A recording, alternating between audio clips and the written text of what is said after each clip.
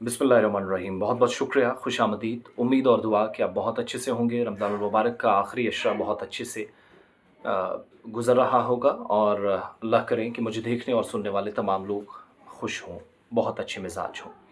जुमअतुल विदा, आप सबको बहुत बहुत मुबारकबाद।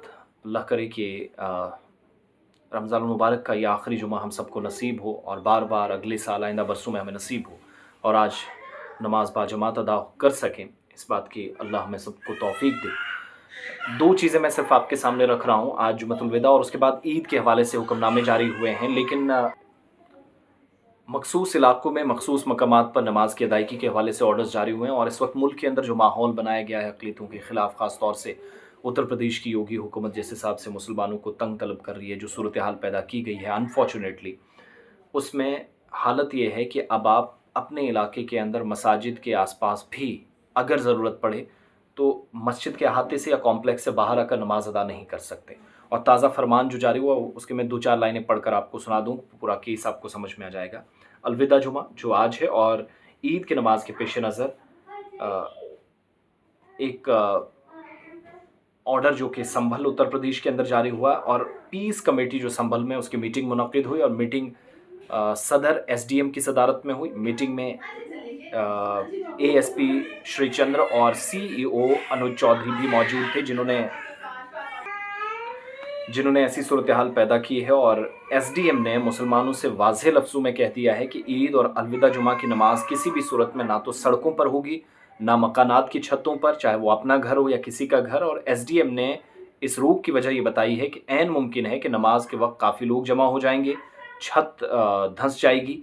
और एसडीएम ने यह भी कहा कि जामा मस्जिद के चबूतरे के बाहर नमाज पढ़ने की इजाज़त नहीं होगी, जहाँ ऑलरेडी नमाज जुमा या फिर ईद की नमाज अदा की जाती थी या आम तौर पर भी कोई मजहबी तकरीब होती थी तब भी यहाँ नमाज की इजाज़त होती थी। पीस कमेटी की मीटिंग में शामिल संभल सीईओ अनुज चौधरी, जिसने गुंडागर्दी मचा रखी और खाकी वर्दी में आप गुंडा भी इसको कह सकते हैं, जश्न के माहौल में अगर किसी किस्म की कोई अफरा तफरी होती है तो इसका खमियाजा दोनों फरीकैन को भुगतना पड़ेगा। ये फिर से धमकी दे रहे हैं और कह रहे हैं कि हम गैर जानिबदारी के साथ, अकाउंटेबिलिटी और ट्रांसपेरेंसी के साथ काम करना चाहते हैं, इसलिए कोई ज़ाती तौर पर इसको ना ले, ना ही इस पर सियासत करे। मिसाल देते हुए कहा कि संभल को छोड़कर किसी भी ज़िले में गुज़श्ता 3 महीनों के अंदर कोई फसाद नहीं हुआ है। यहाँ जो फसादात हुए हैं इसमें कितने लोग थे यहाँ पर मौजूद सभी लोगों को मालूम है। वही लोग जेल भेजे जा रहे हैं जिनके खिलाफ सबूत है और ऐसा नहीं है कि किसी को बगैर सबूत के जेल भेजा जा रहा है। मीटिंग में संभल के सीईओ अनुज चौधरी आपसी भाईचारे की बात कर रहे थे, लेकिन फ़ोन पर जर्नलिस्ट को धमकाना, डराना, मुसलमानों के मुतल्लिक बात करना, गुंडागर्दी दिखाना, फिर चीफ मिनिस्टर का साथ जिसको हो कि भाई साहब उसकी बात तो माननी पड़ेगी, वो पहलवान था। पहलवान है तो क्या कॉन्स्टिट्यूशन से बड़ा है, आइन से बड़ा है क्या, किसी ने इनसे पूछा?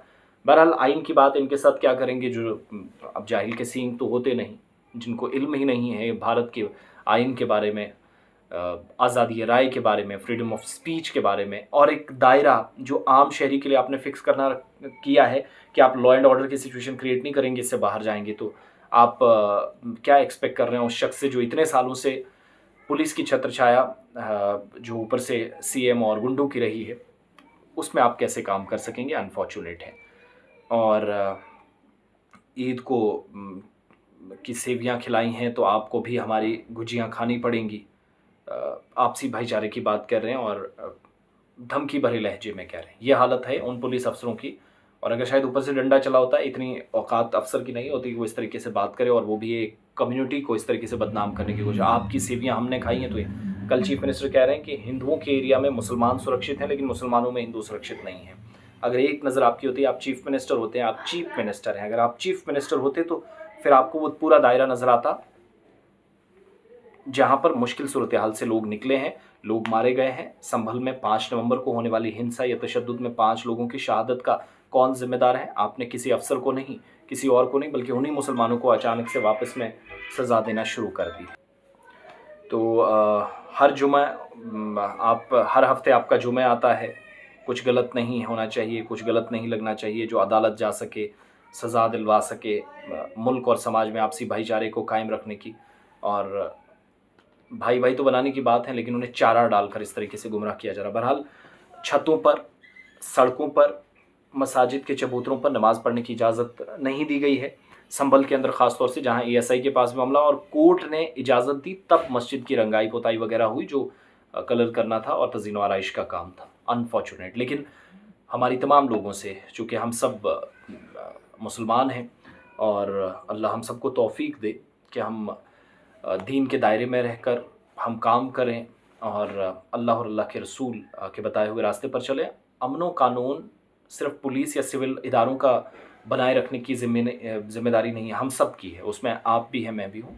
सबसे अपील है कि पैगाम अमन को आम करें।